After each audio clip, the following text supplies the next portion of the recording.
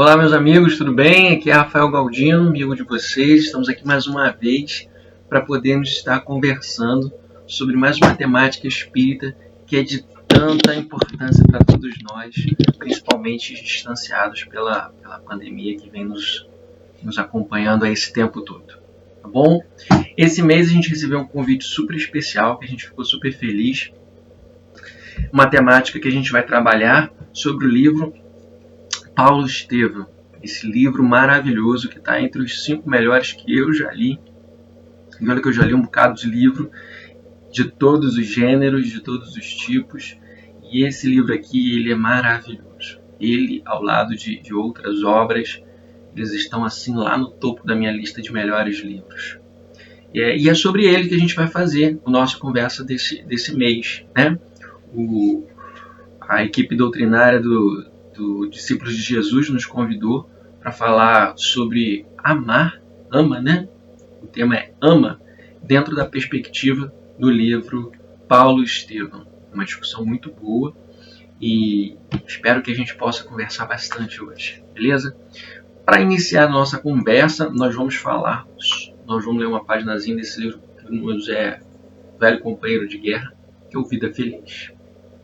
Reserva-te o direito de permanecer indiferente às provocações de qualquer natureza. Numa época de insensatez como esta, um mal anda em liberdade, seduzindo os incautos. Aqui é a ira dos outros que te agride. Ali está o sexo sem freio que te sensibiliza. Acolá, eis a ambição que te desperta o interesse. Próximo se encontra o vício, enredando vítimas. Em torno de ti a diversão perturbadora campeia. Toda parte, a vitória do crime e a dissolução dos costumes multiplicam os seus tentáculos com o povo cruel e dominador. Olha essas facilidades, como a estrada de espinhos venenosos que a grama verde e agradável esconde no chão. E não te permitas pôr-lhes os pés, evitando-te os acidentes de efeitos danosos. Vamos orar. Querido e bom Jesus, te agradecemos a inspiração do momento. Nos ampare e guia hoje e sempre. Que assim seja. Meus amigos, vocês que estão chegando agora na nossa live, na nossa comunicação virtual, sejam muito bem-vindos. Nós estamos hoje aqui para falar do tema Ama, em homenagem aos 80 anos do livro Paulo Estevam, que a gente está comemorando aqui no Centro Espírita Discípulos de Jesus. E a gente fica muito feliz por esse convite, esse espaço aqui por todos nós. Bom, como que a gente pode analisar o amor, né, o sentimento, o amor em ação, e o verbo que utilizaram, o tempo do verbal é muito bom, né? Ama indica a ação, um movimento contínuo, uma ação presente. Então nos convida a fazer algumas reflexões muito boas. Primeiro, pensar que dentro dessa obra está um compêndio de lições de transformação, lições de ressignificação e principalmente de amor. Podemos elencar ali 3 personagens que são os personagens centrais: Paulo, Estevam e Abigail. Essa trinca de espíritos luminosos, eles vão gravitar em torno da história central, que é a de Paulo, a sua ressignificação e sua transformação após o encontro com Jesus. Só que ali a gente vai ver algumas expressões sentimentais que são de sensibilizar os corações mais empedernidos.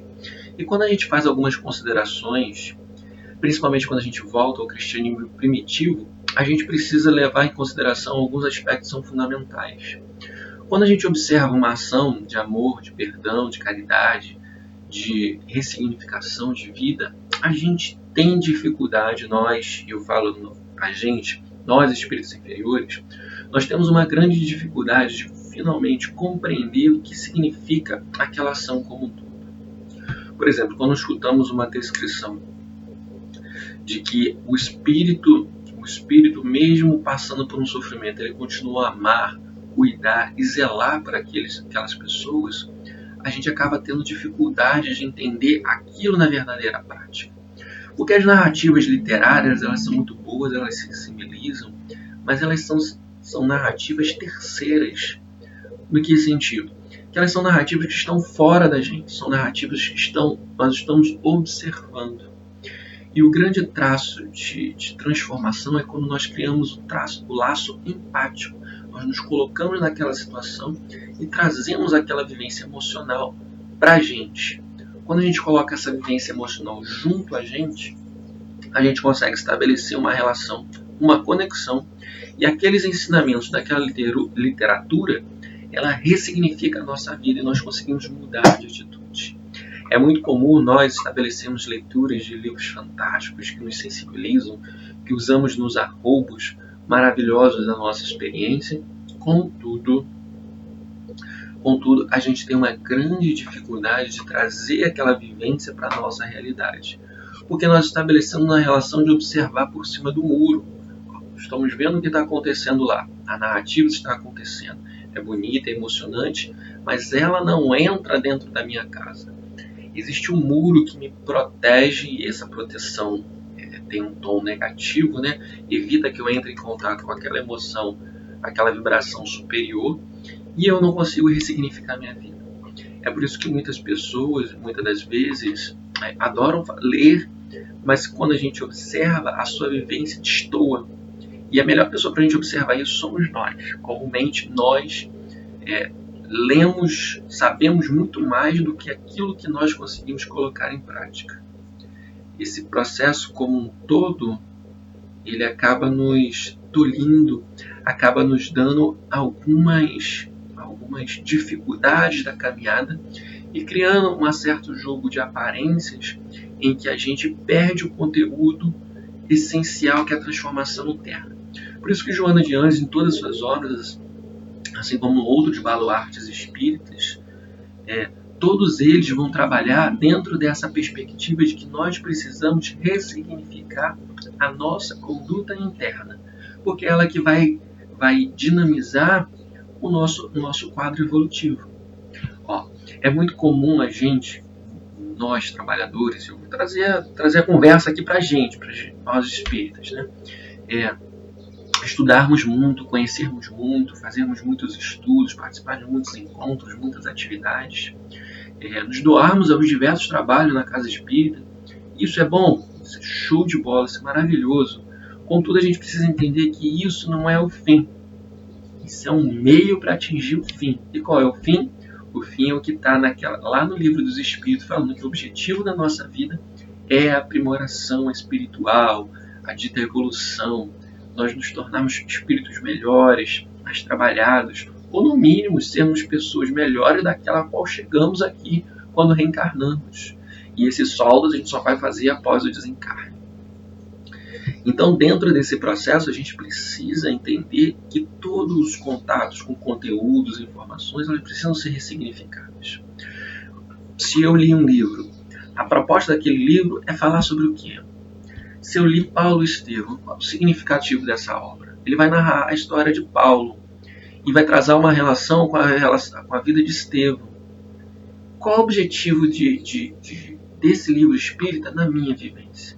Quais são os conteúdos, quais são as informações que existem aqui que eu posso trazer para a minha vivência e ressignificá-la? Quando eu vou para o trabalho na casa espírita, quando eu faço uma palestra, quando eu dou as bolsas de compra, quando eu saio na rua para distribuir quentinhas, quando eu participo da campanha do quilo, quando eu vou para encontros, seja com a MERG, MESC, MEGRAN, com GEB, qualquer tipo de encontro, qual é o objetivo disso? O objetivo central é desenvolver uma atividade em prol, se eu sou trabalhador, se eu sou participante, beleza, mas isso é um meio para eu atingir esse fio de ouro essencial que é minha transformação. E esse processo, ele é único e exclusivamente individual. Muitas das vezes a gente cai na letargia de repetir as ações. A gente começa a fazer as ações como se ela fosse um fim. Eu preciso ir à reunião pública, eu preciso aplicar o passe, eu preciso beber água fluidificada, eu preciso fazer essa transformação superior, eu preciso fazer esse estudo. E dentro desse conjunto todo, a gente se perde na execução, deixando a desejar na transformação. E esse é o ponto central que a gente precisa entender. Porque se a gente não fizer esse processo, se a gente não ficar atento para esse conjunto perspectivo, a ideia do amor nunca vai ser alcançada por nós. Porque se a gente voltar ao Evangelho segundo o Espiritismo, que tem narrativas belíssimas, poéticas, engrandecedoras, que fala sobre o amor, a gente vai perceber que o amor ele é um conjunto de todas as virtudes. Tudo que a gente fala da situação A, que ele foi caridoso, que ele foi generoso, que ele foi respeitoso, que ele foi digno, que ele foi cordial, todas essas ações são expressões do amor aparecendo em circunstâncias diferentes, ao qual nós damos nomes diferentes.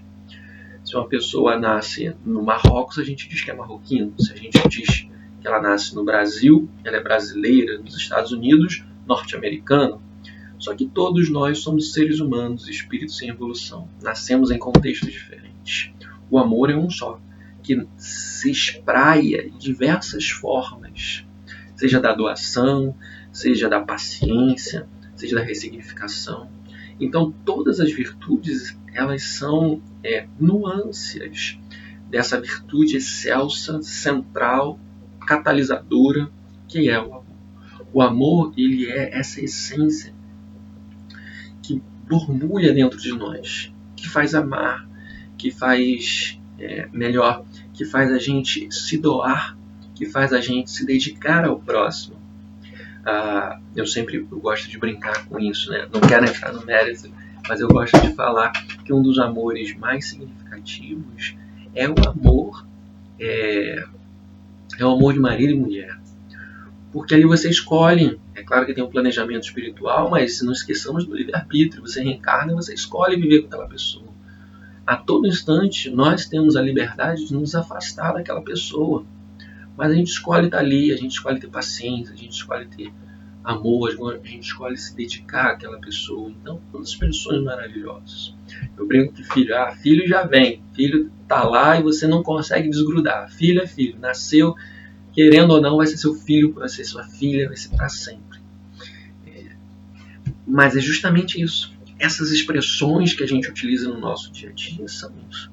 E a gente também não pode esquecer que a manifestação do amor, ela não pode gravitar somente dentro do templo religioso. O nosso trabalho, a nossa caminhada social, a nossa vivência no dia a dia, a vivência familiar, a vivência na comunidade, na sua comunidade, ali no entorno, todas elas são convites à transformação espiritual. Todas elas são estímulos, todas elas são esses espaços. Então, quando eu vou trabalhar, eu estou sendo convidado a amar, a transformar, a eu me lapidar. Quando eu vou para a casa espírita, tudo na nossa vida gira em torno da proposta da transformação espiritual. E como nós podemos trazer a expressão do amor em Paulo e Estevão para a nossa vivência? Primeiro, aqui um dos pontos fundamentais, que eu acho que é o ponto angular aqui, né, dessa narrativa, a mola mestre, é a capacidade de transformação. A capacidade de transformar Paulo expressa uma sensibilidade emocional fora de série. Porque Paulo vai demonstrar que ele ama a verdade acima de tudo. A expressão religiosa judaica ou cristã está abaixo da verdade para Paulo. Tanto que Paulo ele vai conseguir fazer essa ressignificação a partir do encontro na estrada de Damasco. E dentro dessas narrativas a gente vai vendo que é muito judicioso, muito justo a narrativa do livro colocar Estevão ali no intitulado, porque a relação de transformação, de sensibilização de Paulo vai estar ligada à relação de Estevão, que é o espírito que desde o início da narrativa vai mostrar que é um espírito de alta sensibilidade, alguém que tem um coração, que tem uma paciência com o pai que é empoderado, é um pai que é proativo, é um pai que exacerba nas suas ações e toma uma atitude errada, e ele assume o lugar do pai naquele crime que o pai comete, e ele acaba sendo preso, que é onde vai cometer os primeiros equívocos, o primeiro traço de dificuldade. Ele vai passar por aquelas dificuldades, vai para as galeras, ele vai conseguir sair das galeras, ele vai encontrar a casa do caminho, e ali ele vai começar a se ressignificar, é como se ele encontrasse algo que já estivesse dentro dele. Paulo também ele vai encontrar, só que Paulo vai passar pelas asperezas, pelas durezas. E se vocês têm a sensibilidade na leitura, vocês vão perceber que Paulo vai viver 30 anos como judeu e depois vai viver 30 anos como cristão. É como se os 30 anos de ação cristã seja uma ressignificação daquelas atitudes que ele teve. Enquanto judeu ortodoxo, aquele cara que buscava a defesa da palavra. E dentro dessa narrativa, dentro dessa construção, a expressão do amor é a primeira letra do alfabeto da vivência. Porque quando ele ama a verdade, ele está predisposto internamente a fazer a transformação. Alguém que não ama a verdade, alguém que ama a letra, alguém que ama o texto, ele fica circunscrito àquela realidade. E há uma tendência, quando uma pessoa dedica todas as suas forças à letra, ao que está escrito, há uma tendência natural dessa pessoa se tornar fazer uma leitura ortodoxa, fundamentalista, estrita, sem conseguir fazer conexões com diversos outros, e acaba, em vez de ampliando, ela acaba reduzindo a sua visão de mundo, e dentro dessa redução de visão de mundo, ele acaba circunscrevendo a si mesmo o seu quadro de vivência, o que naturalmente vai levar ao egoísmo, que a gente já sabe que está lá no Livro dos Espíritos, que é uma dos enclausos terríveis que limitam a nossa evolução junto com o orgulho. Dentro dessa perspectiva, quando nós nos detemos à busca da verdade, a amar, a gente abre um caminho de investigar, de conexão. E uma das expressões maravilhosas é que, se a gente tem a sensibilidade de perceber, a gente vai ver que quando Paulo encontra com Jesus na estrada de Damasco, e Jesus fala: Saulo, Saulo. Paulo, então Saulo. Saulo, Saulo, por que me persegues? A resposta de Paulo é maravilhosa, porque Paulo, como Saulo, então, não vai perguntar: mas quem é você? O que você quer de mim? Quais suas intenções? Não. Só em observar e sentir aquele impacto, ele já percebe que aquilo é uma expressão de algo que ele já procurava e que é aquilo que ele precisa seguir. E aí ele se apresenta e fala: mestre, o que queres que eu faça? Quando ele fala mestre, ele está se colocando inferior, subserviência. E naquele átimo de segundo, ele faz uma transformação. Mas aí a gente percebe, nós estamos aptos a fazer transformações abruptas. Na verdade, a gente não faz transformação abrupta. Essa é uma leitura equivocada, limitada, quando a gente não percebe todo o contexto da vivência de Paulo. Paulo era alguém, Saulo, né, na época, ele vai passar a se chamar Paulo, nesse momento de conversão ao cristianismo. Então, dentro dessa expressão de vivência, Paulo já amava a verdade, já era um espírito trabalhado, que nasceu dentro de circunstâncias que o levaram a entender que a verdade era aquela prática. E se era a verdade, ele queria defender aquilo, ele queria vivenciar, ele queria levar para as outras pessoas. E dentro do contexto pedagógico daquele grupo religioso, diziam-lhe que ele precisava defender aquilo com unhas e dentes e tirar sangue e matar se fosse preciso. E é o que vai acontecer na relação dele com Estevão. Contudo, ele vai ser chocado, ele vai entrar em choque no primeiro momento, numa sensibilização emocional, porque a mulher amada dele vai entrar em choque emocional, porque é o próprio irmão que está sendo morto. Paulo vai ficar consternado, porque ele, na volúpia de defender a verdade, ele entra em choque porque a mulher amada entra em colapso emocional. E aí naturalmente, aí ele já começa a questionar que verdade, emocionalmente, ele já começa a se abalar e ele fala assim: que tipo de verdade é essa que está destruindo a minha vida? Se é uma verdade verdadeira, ela vai fazer me engrandecer. E naturalmente ele vai pensar isso numa perspectiva emocional. E é claro que todos aqueles que estão circunscritos a uma proposta que fecha a mente, ele vai externalizar a culpa. Ele vai dizer que a culpa é dos cristãos, que aquilo é uma prática que vem dos outros. Então, naturalmente, ele vai começar a caminhar e buscar um algoz. E esse algoz é Jesus. Só que Jesus já não está mais entre nós e ele quer caçar os cristãos como se fosse uma forma de certificar que aquilo que ele fez não é errado. Só que ao encontrar aquele impacto luminoso que ofuscou um sol de meio-dia numa região desértica, ele se sente extremamente impactado, sensibilizado, e ele percebe, e ele entra num processo de que ele percebe que ele estava caminhando de forma equivocada. Mas o ponto fundamental é que ele amava, a busca incessante dele era pela verdade. E quando ele percebe que aquilo é verdade, ele já tem a predisposição natural de encabeçar a sua caminhada para aquela verdade. Então, por isso que a predisposição de Paulo ela é tão maravilhosa, porque o seu coração, as suas virtudes, a qual o coletivo delas nós podemos chamar de amor, estavam já direcionadas para a verdade. E essa deve ser uma predisposição fundamental para todos nós. Estarmos predispostos à verdade.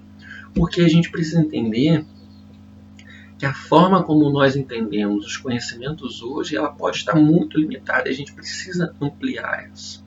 Ou talvez as nossas perspectivas precisam se ater mais ao conjunto de interpretações para que a gente possa caminhar à frente, não fazendo desvirtuamentos que seguem uma tendência social ou uma tendência mal intencionada ou menos trabalhada, e não conseguir desenvolver o real transformação interior. Nós precisamos buscar a verdade a todo instante. Eu sou espírita, eu sou católico, eu sou evangélico, eu sou judeu, eu sou qualquer crença. Nós devemos buscar a verdade. Se a ferramenta que estamos utilizando para encontrar a verdade é o espiritismo, vamos utilizar essa ferramenta para encontrar a verdade na nossa caminhada. A verdade deve ser amada por nós. Então essa expressão de amar, ela deve estar focada na perspectiva de encontrarmos a verdade. Porque é conhecendo a verdade que vamos nos libertar, como já falou o nosso Mestre Jesus. Queridos amigos, agradeço o espaço aqui, fico muito feliz pelo convite, desejo a todos muita paz, muita saúde e que possamos encontrar muito em breve. Fiquem com Deus.